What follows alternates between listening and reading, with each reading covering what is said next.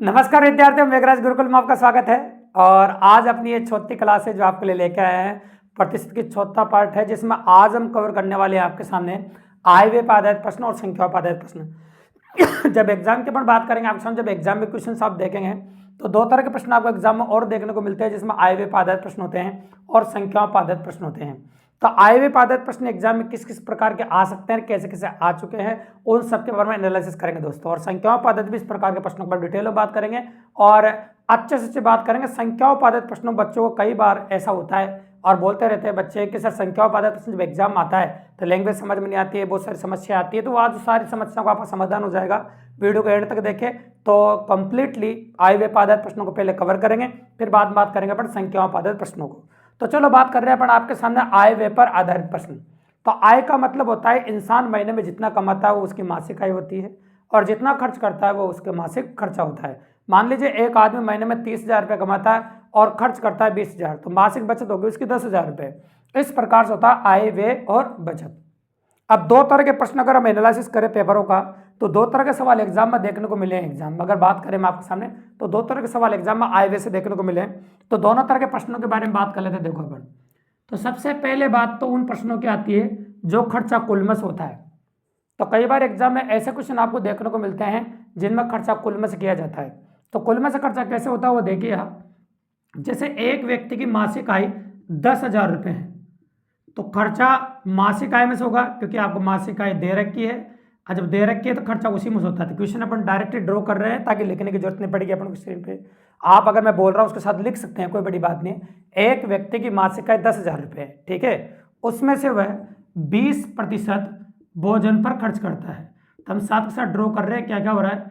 20% भोजन पर खर्च करता है, 30% मकान किराए पर खर्च करता है, 15% बच्चों को ट्यूशन फीस पर खर्च करता है, और 5% मनोरंजन पर खर्च करता है। 5% मनोरंजन पर खर्च करता है। इस प्रकार से वो खर्चा करता है अपने मासिक आय में से। तो बताइए उसकी मासिक बचत क्या होगी। क्वेश्चन कंप्लीट हो गया आपका। तो पहले तो आप कंप्लीट खर्चा देखो, कंप्लीट खर्चा कितना हो गया।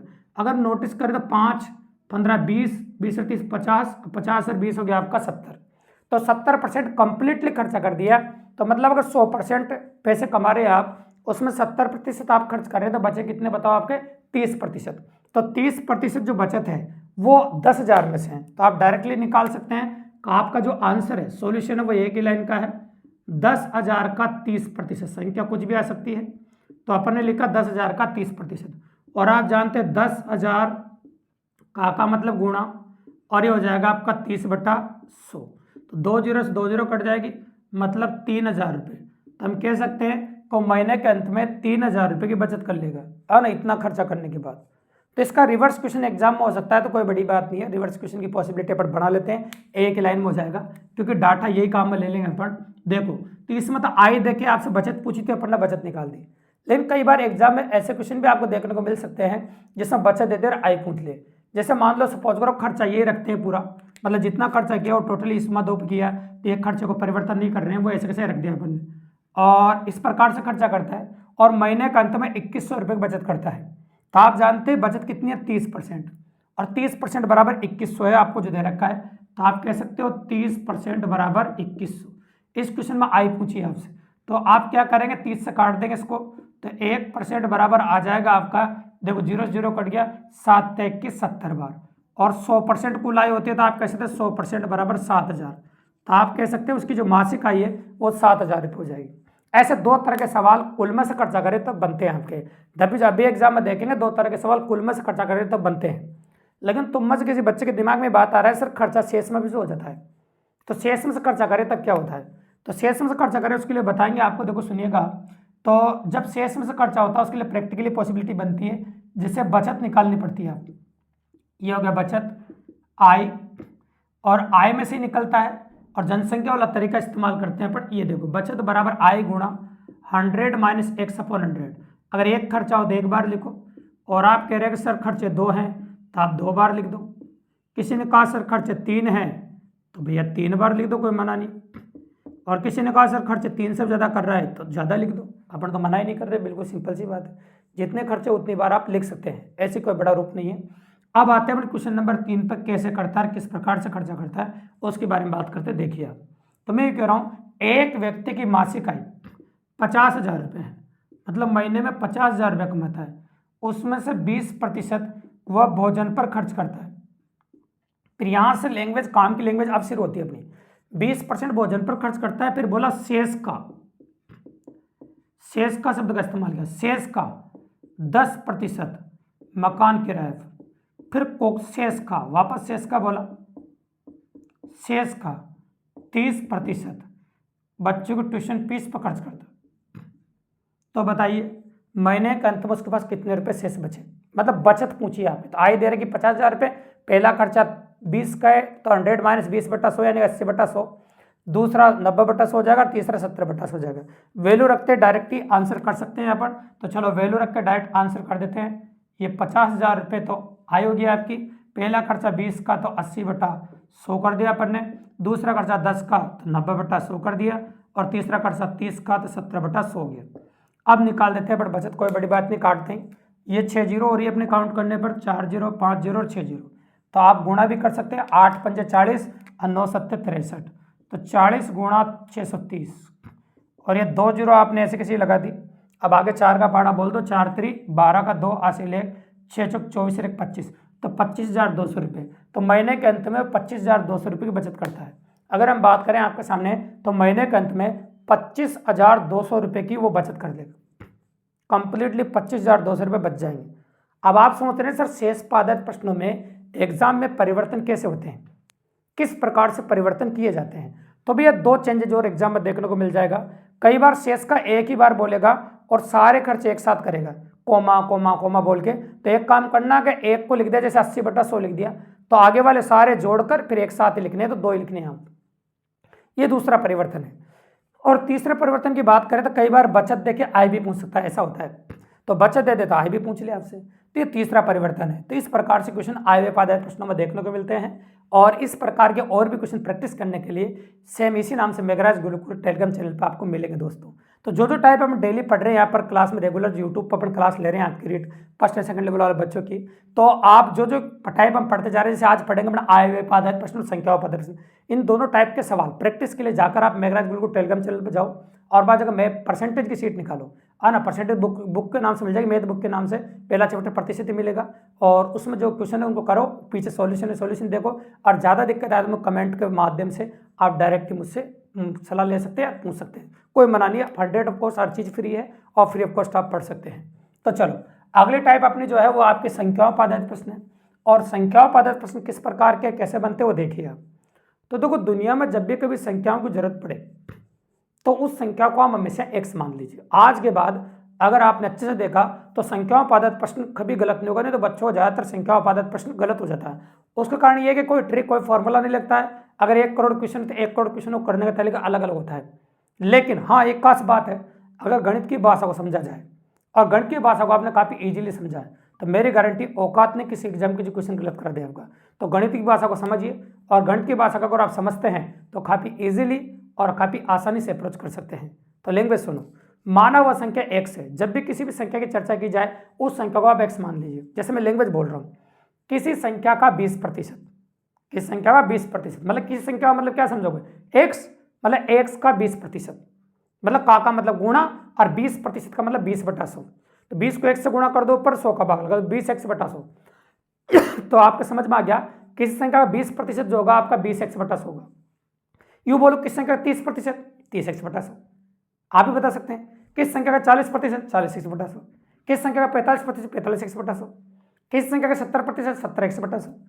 किसी संख्या का 75%, 75x/100। तो चलो शुरुआत करते हैं। जिससे हम बोलते जाएंगे वैसे लिखते जाएंगे, और आप भी नोटिस करना कि अपन जो लैंग्वेज बोल रहे हैं, तो लैंग्वेज साथ वो बोल रहे हैं, उसके साथ लिखते जा रहे हैं क्या बोल रहे हैं, वैसा करना एग्जाम में आप। किसी संख्या का 20%, जैसे लाइन बोली अब आप सीख चुके हो। पहले क्वेश्चन में बोला मैंने किसी संख्या का 20%, तो ये हो गया आपका 20x/100। एक किसी संख्या का 20% 120 के बराबर है, तो 120 के बराबर है तो बराबर का चिन्ह लगा दें 120। तो किसी संख्या का 20% 120 के बराबर है, तो उस संख्या का 120% ज्ञात कीजिए। तो पहले सबसे पहले x की वैल्यू निकाल दीजिए आप। 0 से 0 कट गया, 2 से काट दो ये 6 बार, और 6 को आप 100 से कैसे गुणा कर दो, तो यहाँ पर x की जो वैल्यू आ जाएगी आपकी वो 600 हो जाएगी। अब बोला उस संख्या का 120% ज्ञात कीजिए, मतलब 600 जो प्राप्त हो रहा है आपका, इसका 120% आपसे पूछा है। तो आप कह सकते हैं का मतलब क्या होता है, गुणा, और परसेंट का चिन्ह हटाने के लिए 100 का भाग लगता है, आप अच्छी तरह जानते हैं। ये परसेंट चिन्ह हटाने के लिए अपन ने 100 का भाग लगा दिया, बिल्कुल सिंपल सी बात है। ये 2 जीरो से अपन ने 2 जीरो काट दी और 12 छंग हो गया आपका 72। तो आप कह सकते हैं 720 रुपये, है ना। या फिर रुपये में दे रखा 720 रुपये और 2.5 से दे रखा 2.5। तो किस संख्या 20% 120 के बराबर, उस संख्या 120% जो होगा वो 720 होगा। और इस प्रकार से आप कर सकते हैं, बिल्कुल सिंपल और काफ़ी इजीली। चलो क्वेश्चन की लैंग्वेज को और प्यारी बनाते हैं अपन। तो चलो देखिए अगला क्वेश्चन, किसी संख्या का 75%, आप ही बता देंगे, बिल्कुल सिंपल सी बात है। किस संख्या का 75% होगा, 75x/100। किसी संख्या का 75%, 75x/100 में 75 जोड़ने पर, मतलब इसमें 75 जोड़ दो आप, 75 जोड़ने पर 75 प्राप्त होता है। तो किसी संख्या के 75% में 75 जोड़ने पर 75 प्राप्त होता है, ऐसा अपन कह रहे हैं। किसी संख्या के 75% में 75 जोड़ने पर 75 प्राप्त होता, ठीक है, ऐसा बोला। तो वह संख्या ज्ञात कीजिए। तो 75 उधर जाएगा, 75 से घट जाएगा, तो इधर क्या बच जाएगा आपका 0। आप डायरेक्टली कह सकते हैं कि ये जो है 75x/100 बराबर इधर हो जाएगा 0, और x का मान निकालने के लिए 0 के नीचे 75/100 घुमा दीजिए, तो ये हो जाएगा आपका आंसर 0। मतलब किसी संख्या के 75% में 75 जोड़ने पर 75 प्राप्त होता है, तो वह संख्या ज्ञात कीजिए, वह संख्या आपकी 0 हो जाएगी। इस प्रकार से आप कर सकते हैं। अगर संख्याओं की हम बात करें तो इस संख्याओं को हम 2 रूप में ले सकते हैं। तो चलो 2 रूप और बता देते हैं आपको हल्का हल्का परिवर्तन करके। जैसे मैंने बोला किसी संख्या का 75%, वही सेम लिखना है, 75x/100। 75 जोड़ने पर ये 75 जोड़ दिया, वही संख्या प्राप्त होती है, मतलब x प्राप्त होता है। तो देखो वो x प्राप्त हो रहा है, तो आपसे पूछा वह संख्या ज्ञात कीजिए, मतलब वही संख्या ज्ञात करनी है। तो चलो 25 से काटो 4 बार, 25 से काटो 3 बार, तो 3x/4 उधर जाएगा माइनस का हो जाएगा, ठीक, कोई दिक्कत नहीं। तो ये हो जाएगा आपका 75 बराबर x माइनस 3x/4। तो चलो ये 4 ले लो, ये 4 को 1 से गुणा किया 4x, 4x में 3x किया तो x, तो x/4, ये 4 को इधर गुणा कर दीजिए, तो आपकी जो वैल्यू आ जाएगी x का जो मान आएगा आपका वो 300 आ जाएगा। ये लो x का मान। क्वेश्चन में हल्का सा परिवर्तन किया, 75 की जगह x प्राप्त हुआ तो आंसर बदल गया आपका। अगले क्वेश्चन में थोड़ा सा परिवर्तन और करेंगे तो आंसर फिर बदल जाएगा। लैंग्वेज सुनना, किसी संख्या का 75%, ये लो किसी संख्या का 75%, तो ये लिखा मैंने किसी संख्या का 75% मतलब 75x/100। 75 में 75 जोड़ने के बराबर है, मतलब 75 में अगर हम 75 जोड़ें तो उसके बराबर है, तो वह संख्या ज्ञात कीजिए। तो कर ही सकते हैं, 75 + 75 कितना हो जाएगा आपका 2 × 75, ऐसे लिख सकते हैं आप। तो ये लिखा 2 × 75। इस प्रकार के प्रश्नों में तो अगर संख्या भी बदल जाए, 75 की जगह कुछ और होती तो आंसर फिर भी 200 आता है, क्योंकि ये संख्या जो भी होगी वो हमेशा कटेगी और आंसर हमेशा 200 आएगा। तो x बराबर जो वैल्यू है आपकी वो 200 हो जाएगी। x बराबर जो मान हो जाएगा आपका वो कितना हो जाएगा आपका 200। बिल्कुल सिंपल और काफ़ी इजीली। एक 3 संख्या वाला सवाल कर लेते हैं, पर जब भी कभी एग्जाम में 3 संख्या वाला सवाल आ जाए तो वो भी आप कर सकते हो। तो जब भी 3 संख्याओं का क्वेश्चन आए और तीसरी संख्या को आप 100 मान लेना, तब जाके पॉसिबल बनेगा आपको। माना तीसरी संख्या 100 है और लैंग्वेज क्या है, पहली और दूसरी संख्या तीसरी संख्या से 10% तथा 20% अधिक है। 10% तथा 20% अधिक है, ऐसा कह सकते हैं। तो 10% अधिक है तो 110 हो जाएगा और 20% अधिक है तो 120 हो जाएगा। तो बताइए पहली संख्या दूसरी संख्या का कितना प्रतिशत है। तो भैया जिसको पहले बोला जाए उसको ऊपर लिखो, जैसे इसको पहले बोला है तो इसको ऊपर लिखो, दूसरी संख्या को बाद में बोला उसको नीचे लिखो, और किसी भी संख्या को परसेंटेज में बदलने के लिए हम 100 से गुणा करते हैं। अब जो कट रहा है उसको काट देते हैं अपन, ये 0 से 0 कट जाएगा और 4 से 3 बार कट जाएगा, 25 बार, और 25 से कम 25 का 5 हासिल 2, 25 से कम है 200, 75/3। अगर इसको सोल्व करेंगे 9 × 27 1 × 3 3 × 9, तो आप कह सकते हैं 91.33%, मतलब पहले संख्या दूसरी संख्या का 91.33% होगा। तो जब भी कभी सिंगल संख्या की बात करें तो उस संख्या को आप x मान लीजिए जब एग्जाम में क्वेश्चन आ जाए, और 3 संख्याओं में तुलना कराए 2 संख्याओं की, तो आप जिससे तुलना की जाए उसको 100% मान लीजिए, क्योंकि टॉपिक प्रतिशत है आपका, और परसेंटेज में तुलना करें 3 संख्या को आप 100 मान लीजिए हमेशा। इस प्रकार से आयव्यय पर आधारित प्रश्न और संख्याओं पर आधारित प्रश्न आप चुटकियों में कर सकते दोस्तों, बिल्कुल सिंपल और काफ़ी इजीली अप्रोच कर सकते हैं। तो कोई बड़ी बात नहीं दोस्तों, काफ़ी आसानी से हो जाएगा। और इस प्रकार की नेक्स्ट क्लास आप देखना चाहते हैं और वास्तव में क्लास बहुत प्यारी लगी हो आपको तो अपने दोस्तों तक शेयर करना बिल्कुल ना भूलें दोस्तों, ताकि वो भी फ्री ऑफ कॉस्ट मैथ अच्छे से पढ़ सके दोस्तों और 30 में 30 का स्कोर आप इजीली कर सके दोस्तों। तो सब्सक्राइब करना बिल्कुल ना भूलें और बेल आइकन को जरूर प्रेस कर दीजिए ताकि अगला वीडियो जो नेक्स्ट मिले आपको वो उसका सबसे पहले आपको पता चल सके दोस्तों। धन्यवाद।